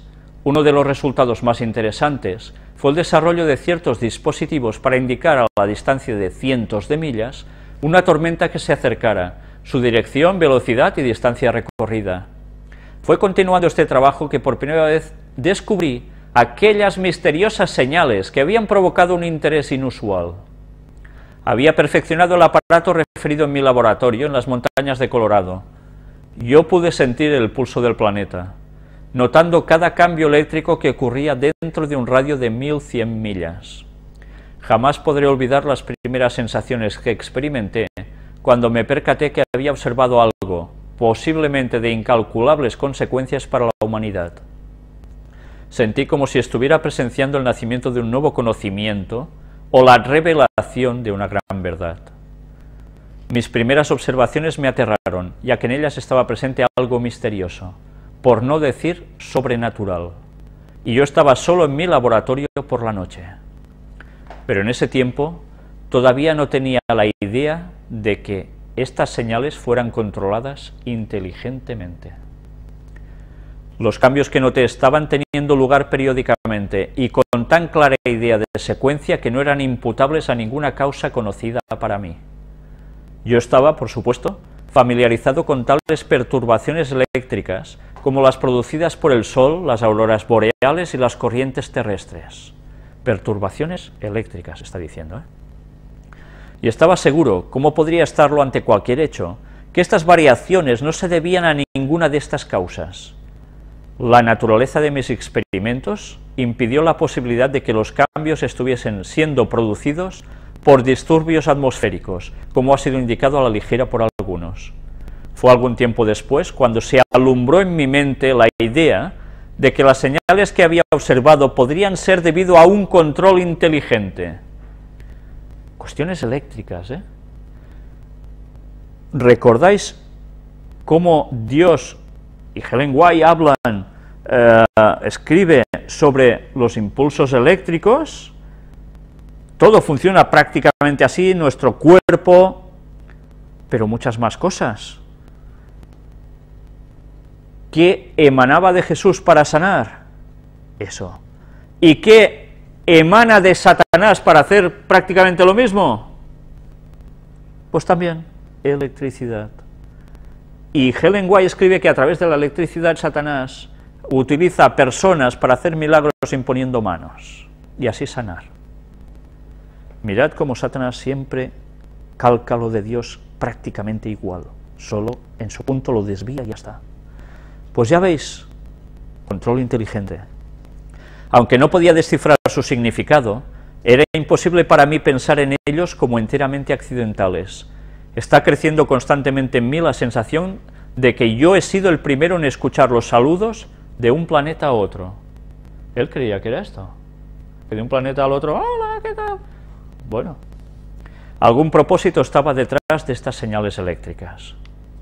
Décadas más tarde, en su cumpleaños de 1937, anunció en el New York Times: he dedicado mucho de mi tiempo durante el pasado año a perfeccionar un nuevo aparato, pequeño y compacto, por el cual la energía en grandes cantidades puede ahora ser enviada a través del espacio interestelar a cualquier distancia sin la más mínima dispersión. Tesla nunca reveló públicamente ningún detalle técnico de su transmisor mejorado, pero en su anuncio de 1937 reveló una nueva fórmula. La energía cinética y potencial de un cuerpo es el resultado del movimiento y viene determinado por el producto de su masa y el cuadrado de su velocidad. Si se reduce la masa, la energía se reduce en la misma proporción. Si se reduce a cero, la energía es igualmente cero para cualquier velocidad finita. ¿Por qué ha sido escrito tan poco acerca de la creencia de Tesla de que había escuchado señales de radio alienígenas? Tesla aparentemente había pasado varios años tratando de traducir las misteriosas señales que escuchó en 1899. Su interpretación básica de estas señales era que criaturas de otro planeta, marcianos, como las llamaba la jerga en ese tiempo, estaban secretamente aquí en la Tierra. Ellos se habían infiltrado en la humanidad durante siglos y habían controlado los acontecimientos y a las personas para conducir a la humanidad hacia un camino de desarrollo evolutivo, y esencialmente eran responsables de los seres humanos en el planeta. O sea que había marcianos entre nosotros que actuaban que querían llevar a la humanidad porque se sentían responsables y tal. ¿Qué extraterrestres hay entre nosotros? Los ángeles. Los de Dios y los de Satanás.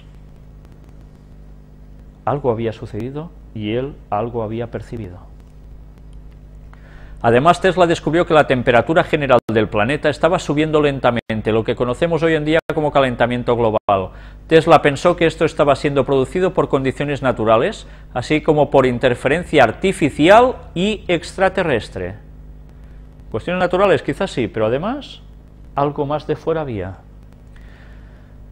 Con esto en mente, ahora podemos ver algunas de las razones para el comportamiento excéntrico de Tesla en los últimos años de su vida. Tesla se obsesionó con crear dispositivos para terminar la guerra y unir a la humanidad en contra de lo que él percibía como el enemigo común, los extraterrestres. ¿Nosotros qué diríamos? ¿Los qué? Diablos. Él a menudo habló acerca de rayos de la muerte y torpedos sin alas que podían volar a través del aire sin propulsores, posiblemente una de las menciones más tempranas de platillos voladores. Mira cómo están haciendo la conjunción de dos conceptos, platillos voladores y extraterrestres. ¿Se mueven con eso? ¿Quién? Ya sabemos que pueden ser alienígenas, ¿sí? No, son seres que vienen del cielo, pero que provienen del lado oscuro. Pero iremos viendo más cosas, porque claro, él aplicó estos conocimientos y los pudo poner en práctica. Luego veremos imágenes que os van a sorprender quizás. Y ahora veamos qué nos dice Tesla en sus diarios. El desarrollo del hombre es vitalmente dependiente de la invención. Es el producto más importante de su cerebro creativo. Su propósito más importante es el completo dominio de la mente sobre el mundo material y el adaptar las fuerzas de la naturaleza a las necesidades humanas. Esta es la difícil tarea del inventor, que a menudo es malentendida y no recompensada. En mi juventud, yo sufrí de una peculiar afección debido a la aparición de imágenes, a menudo acompañadas por fuertes destellos de luz, que distorsionaban la visión de los objetos reales e interferían en mis pensamientos y acciones. ¿Os dais cuenta de que algo aparecía que era muy poco habitual? ¿Qué tipo de manifestaciones? Habían cuadros de cosas y escenas que yo realmente no había visto ni imaginado. Cuando me decían una palabra, la imagen del objeto que designaba se presentaba vivamente en mi visión, y a veces era incapaz de distinguir si lo que yo veía era tangible o no. La teoría que yo formulé fue que las imágenes eran el resultado de una acción refleja desde mi cerebro que actuaba sobre la retina cuando estaba bajo gran excitación. Ciertamente no eran alucinaciones como las producidas por las mentes enfermas y angustiadas. Actuaba en su mente alguien. Para dar una idea de mi desesperación, supongamos que he sido testigo de un funeral o algún otro espectáculo que afecta a los nervios. Entonces, inevitablemente, en la quietud de la noche, un vívido cuadro de la escena se presentaría ante mis ojos y persistiría, a pesar de todos mis esfuerzos para quitarlo de mi más íntimo ser. También comencé a ver visiones de cosas que no guardaban ningún parecido con la realidad. ¿Cómo lo llamaríais a esto? ¿Que estaba zumbado? ¿O que alguien le estaba mostrando cosas, conocimientos que luego él podía plasmar debido a su inteligencia para estas cosas, a ese don que tenía, ese talento? ¿Quién era que le estaba mostrando estas cosas? Con este tipo de apariciones, manifestaciones así. Es lo que nosotros sabemos que son manifestaciones diabólicas. Ni más ni menos, no marcianitos, manifestaciones de Satanás o de sus ángeles. Ya vimos en las primeras conferencias cómo más de una persona había recibido conocimientos a través de extraños sueños. Bien, ¿de dónde provenía eso? Y ya vimos que además estaban vinculados con cosas que precisamente no eran las de Dios. Aquí tenéis distintas imágenes con las cosas que él estaba haciendo, ya veis, impresionantes rayos por todas partes. Era como si me estuviesen mostrando ideas de alguna mente cósmica, esperando hacer reales sus concepciones. Ya veis, hacer reales sus concepciones a través de un ser humano. Si mi explicación es correcta, debería ser posible proyectar en una pantalla la imagen de cualquier objeto que uno conciba y hacerlo visible. Y en eso se está trabajando, ¿eh? ¿Sabéis, no? Para proyectar lo de tu mente. Tal avance revolucionaría todas las relaciones humanas. Estoy convencido que esta maravilla puede y será lograda en el tiempo por venir. Puedo agregar que he dedicado mucho tiempo a estudiar la solución del problema. He logrado reflejar tal cuadro que he visto en mi mente, la mente de otra persona en otra habitación. Para liberarme a mí mismo de estas tormentosas apariciones, por tanto, esto no proviene de Dios, sino no sería tormentosa aparición, he tratado de concentrar mi mente en otra cosa que haya visto, y de esta manera obtuve un alivio temporal. Pero para conseguirlo, tuve que conjurar continuamente nuevas imágenes.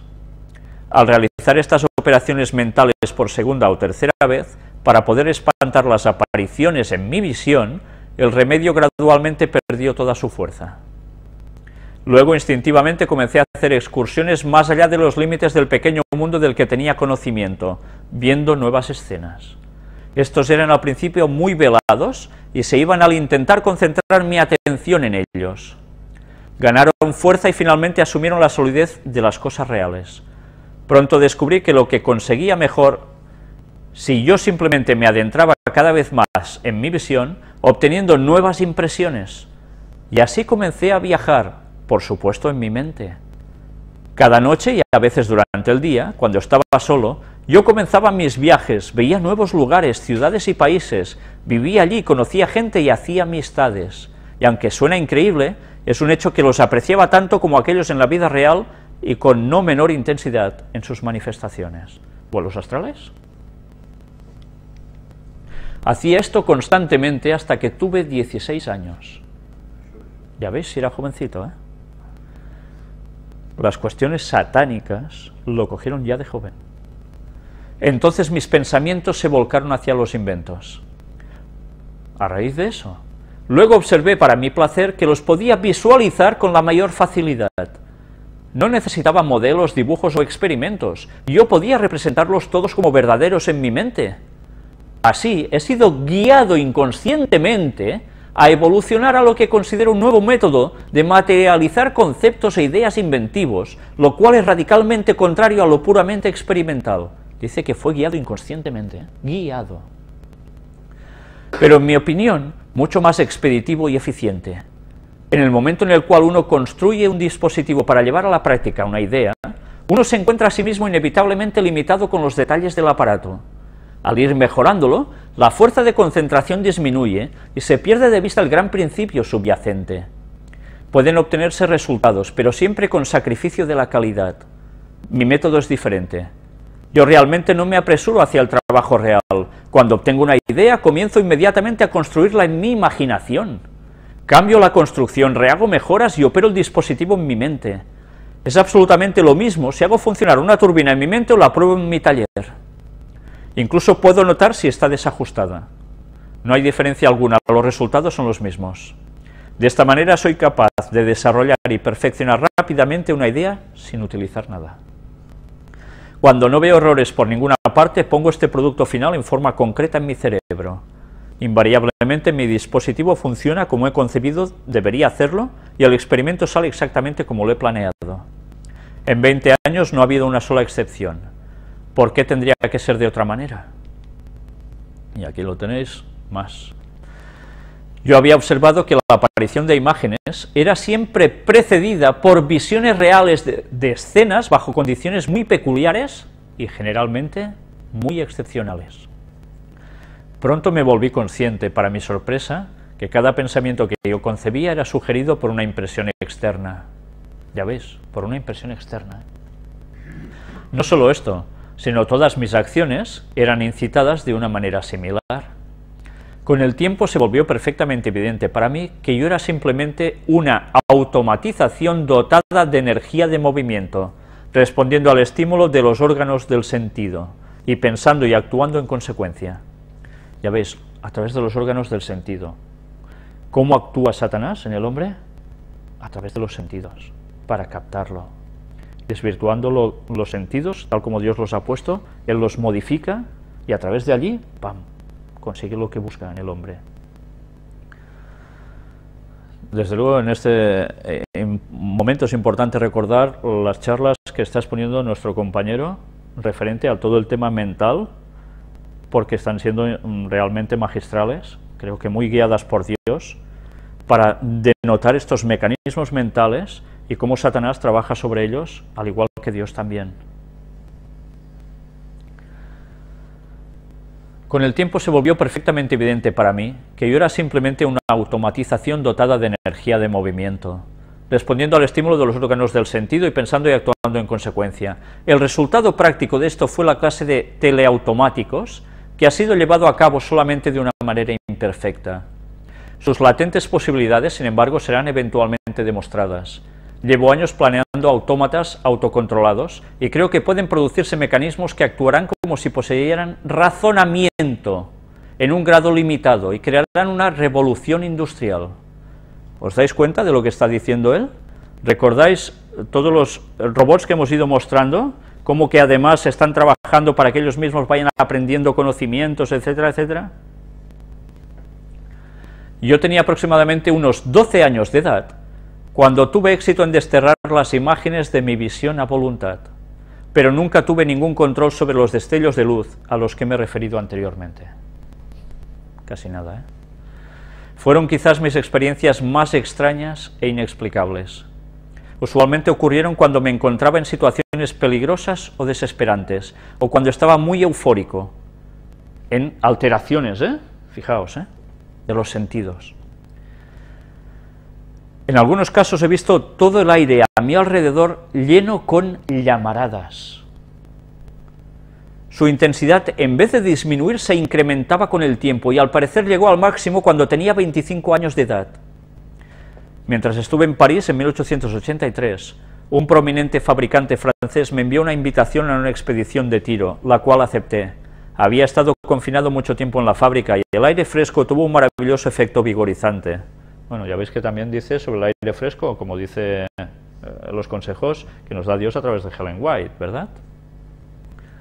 A mi regreso a la ciudad por la noche, sentí una sensación de que mi cerebro había cogido fuego. Yo era una luz, como si un pequeño sol estuviera allí, y pasé toda la noche aplicándome compresas frías a mi torturada cabeza. Finalmente los destellos disminuyeron en fuerza y frecuencia, pero tomó más de 3 semanas antes que cesaran completamente. Cuando se me extendió una segunda invitación, mi respuesta fue un enfático no. Estos fenómenos luminosos todavía se manifiestan de vez en cuando, como cuando una nueva idea se está abriendo camino, pero ya no son excitantes. Cuando cierro mis ojos, invariablemente observo primero un fondo de un azul muy oscuro y uniforme, parecido al cielo en una noche clara pero sin estrellas. En unos pocos segundos, este campo se vuelve animado con innumerables copos de un verde centelleante, ordenados en varias capas y avanzando hacia mí. Entonces aparece a la derecha un bello patrón de 2 sistemas de líneas paralelas cercanas, con ángulos rectos entre los sistemas, con toda clase de colores, con el amarillo, verde y dorado predominando. Inmediatamente después las líneas se vuelven más brillantes y todo es salpicado con puntos de luz parpadeantes. Este cuadro se mueve lentamente a través del campo de visión, y en aproximadamente 10 segundos se desvanece a la izquierda, dejando atrás una base de un más bien desagradable gris.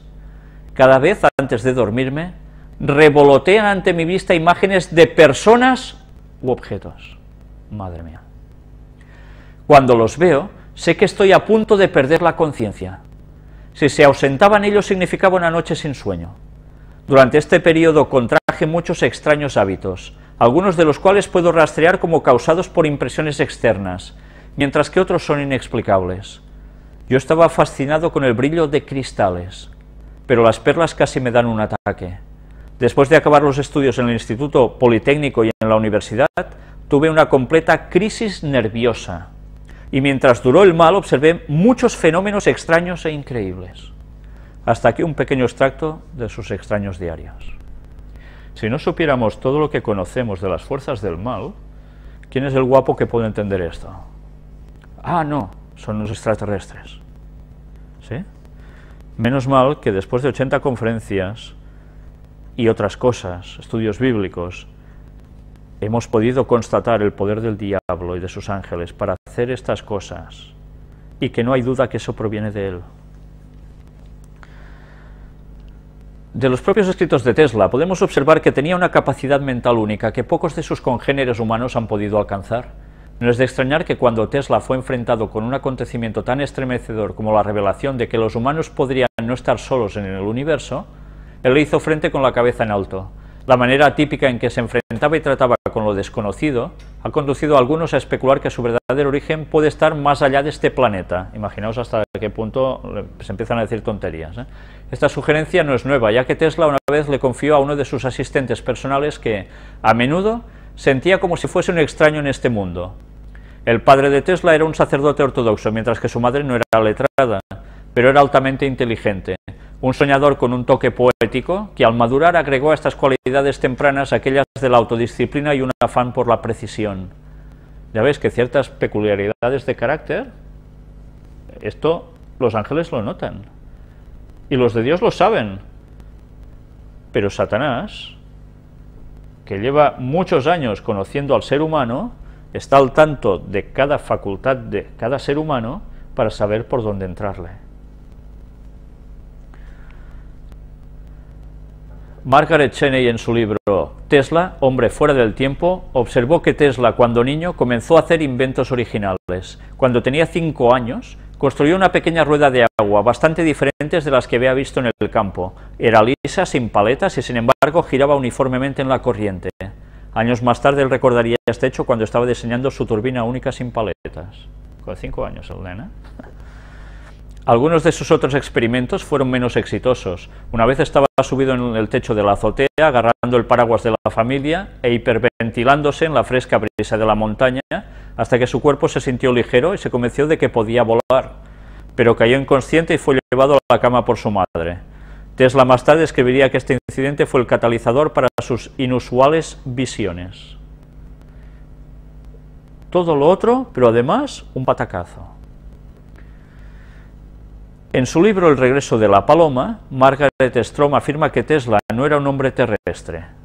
Bueno, ya puede afirmar eso tanto como quiera.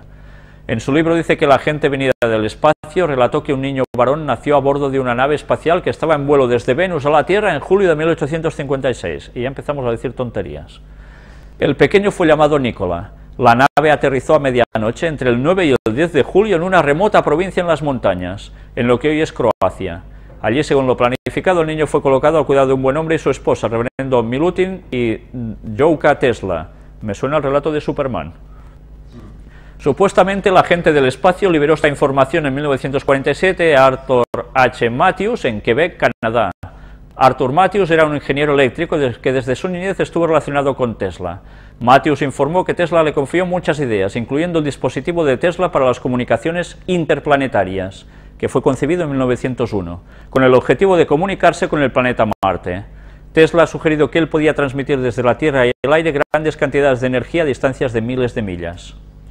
Él dijo: puedo fácilmente tender un puente sobre el Golfo que nos separa de Marte y enviar un mensaje casi tan fácilmente como a Chicago. Debido a otras investigaciones en ese tiempo, el primer modelo no fue construido por Tesla hasta 1918. El 16 de julio de 1981, la NBC comunicó que durante varios años la Unión Soviética había sometido al noroeste de Estados Unidos a un bombardeo con ondas de baja frecuencia. Esas ondas de radio fueron colocadas bajo frecuencias bioeléctricas. El lenguaje técnico se las designa como ondas ELF, frecuencia extremadamente baja. Fueron descubiertas a principios de este siglo por Nikola Tesla. Tesla colaboró con Edison en 1884. Pero no tardó a despegarse de Edison, pues no compartía sus convicciones sobre la forma de producir electricidad. Empezó entonces a trabajar con su competidor, George Westinghouse. La primera central de corriente corriente alterna construida por Westinghouse y Tesla fue puesta en funcionamiento en 1892 en las cataratas del Niágara. Poco tiempo después, Tesla se proyectó a un superespacio científico, donde, según nuestro conocimiento, ningún investigador de la época pudo seguirlo. Solo el banquero J.P. Morgan, representante, ya sabéis de quién, de la compañía Rothschild en Estados Unidos, aparentemente relacionados con los Illuminati, que había ya financiado a Westinghouse, pareció haber comprendido el alcance de los inventos de Tesla. Este había empezado a servirse del campo energético que rodea la Tierra, rellenando el espacio, antaño denominado éter, para obtener de él energía, evidentemente gratuita.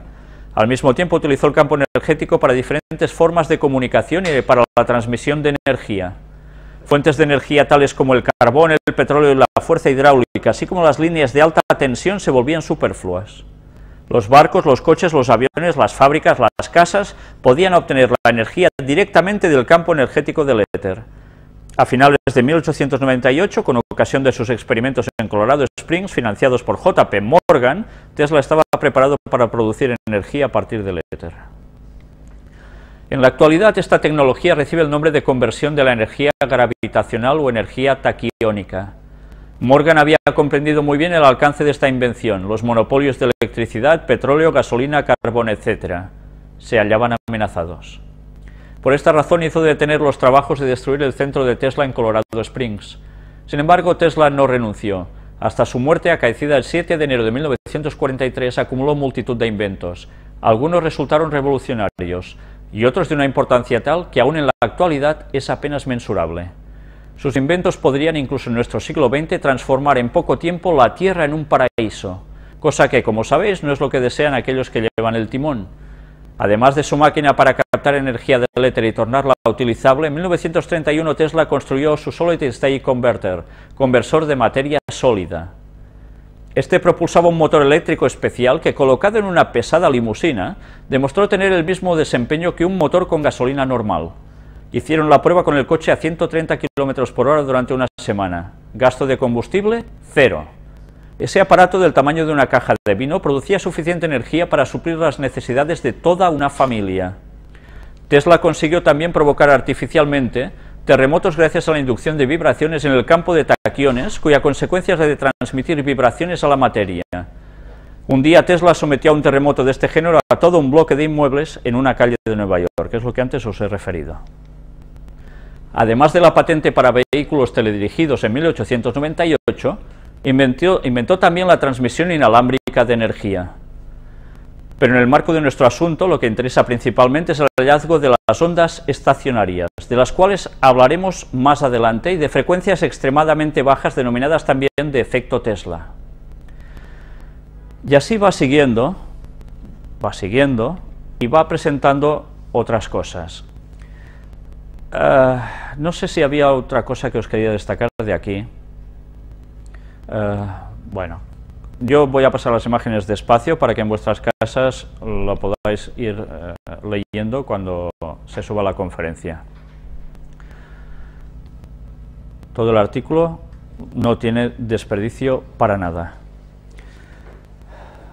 Y bien, vamos a pasar, una vez termine todo esto, aquí tenéis en las revistas donde aparecieron los escritos de Nikola Tesla. Vais a ver ahora fotografías y planos de ovnis del Tercer Reich. Hay muchas personas que desconocen este hecho, pero ya habéis visto de dónde surgió todo el concepto Nikola Tesla, a través de visiones realmente satánicas. ¿Sabíais que el Tercer Reich, los nazis de Hitler, habían preparado ovnis? Pues vamos a ver distintas imágenes de esos planos, de cómo funcionaban con distintos nombres de proyectos, algunos incluso alargados. Curiosamente, algunas de las apariciones de ovnis que se han comentado son algunos bastante alargados, que dicen que son naves nodrizas, etcétera, etcétera. Vamos a ir viendo unas imágenes y con esto hoy concluiremos. Incluso periódicos de Buenos Aires, 1977-1978, que hablaban sobre extraños objetos así, más planos, En este artículo se nos hablaba de alguien de Montevideo, que precisamente, un uruguayo que no era uruguayo, era austríaco, hablaba precisamente de que el asunto OVNI estaba vinculado con los nazis y que no se dieron por perdidos con la guerra, que ellos aún seguían trabajando con esto desde otros lugares, después de pasados los años de la guerra, claro. Vais viendo distintos esquemas que ellos tenían, incluso fotografías. Todo esto está en el tiempo de la Segunda Guerra Mundial. En Italia también aparecen aquí artículos del año 1950 de extraños platillos voladores y los vincula pues precisamente con asuntos de Mussolini, Hitler, etcétera. Más fotografías, ya veis, incluso con la cruz que simbolizaba la nación alemana. Y ya veis que son las formas características que han ido apareciendo desde hace bastantes años ya para acá, ¿no? Más fotografías, más planos, incluso su funcionamiento. Pues todas estas cosas son las que recibió Nikola Tesla y que gracias a que supo plasmarlo, alguien se valió de esos conocimientos para poder llegar a hacer estas cosas, estos objetos.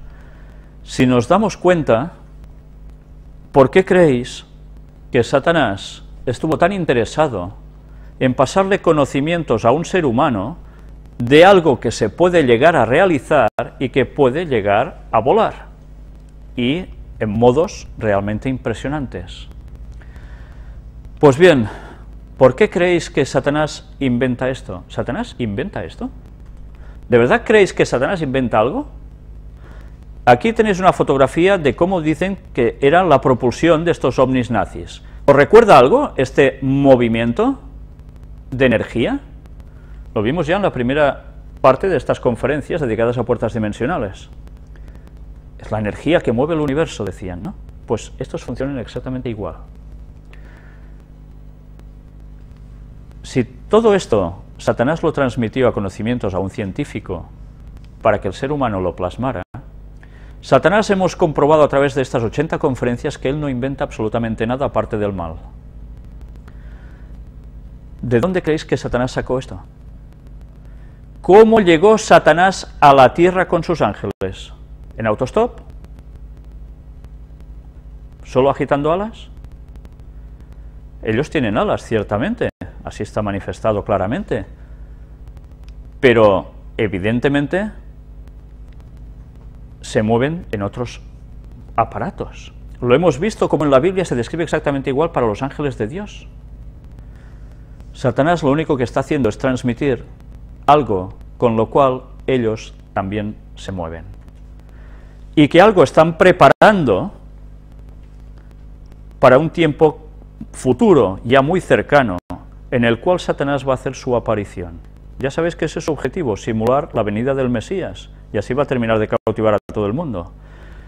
Vamos ahora a ver unas imágenes, en un vídeo, de alguien que vivió alguna experiencia con todo esto. Vamos a entrar a este vídeo. Ahora sí, la evidencia que estábamos esperando.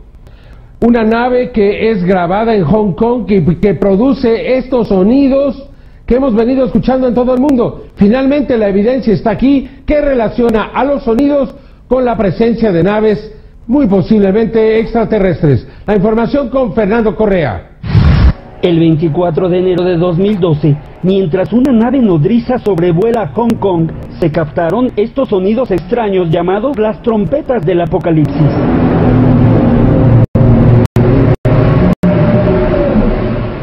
Es la primera ocasión que se documenta la presencia de un ovni que aparentemente está generando estos misteriosos sonidos. ¿Podría ser esta evidencia la respuesta a las trompetas del apocalipsis?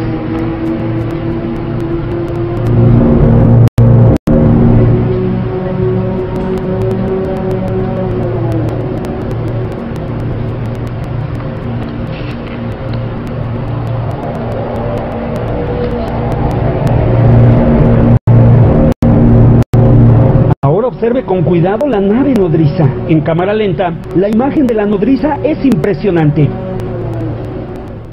Una esfera desaparece.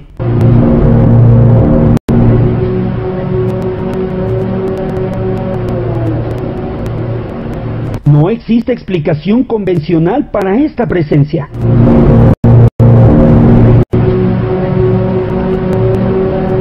Observando nuevamente el video resulta una evidencia trascendental que relaciona el fenómeno ovni y los extraños sonidos que aparentemente están siendo generados por esta nave nodriza.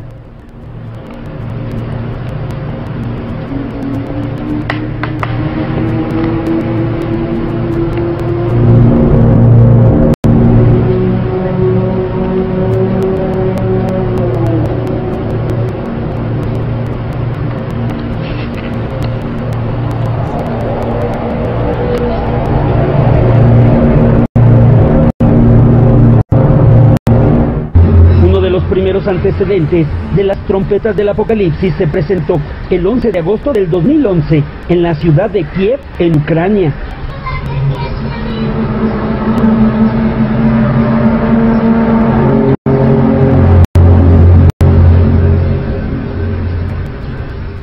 También en Budapest, Hungría, el 11 de enero del 2012.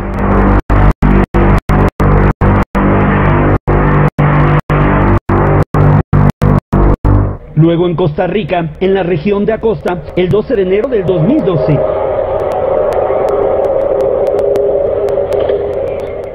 Además, en Monterrey, México, el 11 de febrero del 2012.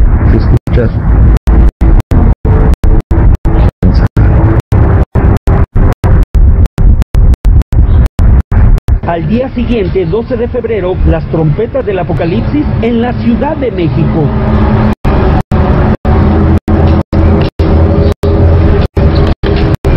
Sonidos que nadie ha logrado explicar por completo.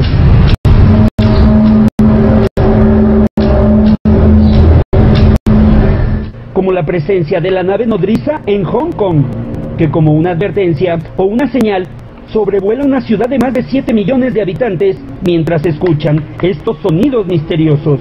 Una evidencia que abre la posibilidad de que los ovnis generen las trompetas del apocalipsis, por lo que en futuras emisiones esta investigación continuará.